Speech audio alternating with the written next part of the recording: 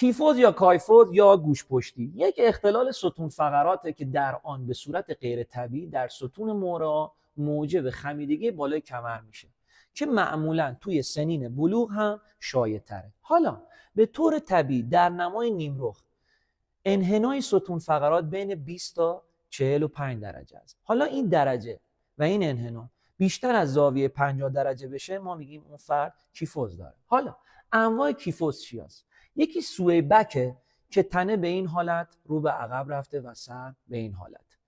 یکی دیگهش توراسی کیفوزه که شانه ها رو به جلو و فرد دچار کیفوز مورای بالایی شده.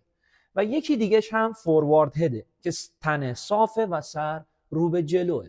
حالا معکوس کیفوز میشه لوردوز یا همون لمبار لوردوز که انحنای ستون فقرات به سمت داخله و به این حالت گودی کمر داریم. حالا چطوری بفهمیم که ما کیفوز داریم؟ علائمش چیه؟ شانه های رو به جلو، قوز قابل مشاهده، خشکی ستون فقرات، خشکی و خستگی بیش از اندازه همسترینگ و دردای خفیف کمری که اگر ما به این آرزا و این علائم نرسیم بعداً دچار گزگز، بی‌حسی و خیلی علائم شدیدتر میشیم که خدای نکره کارمون به تیغ جراحی کشیده میشه. خیلی مخلصیم.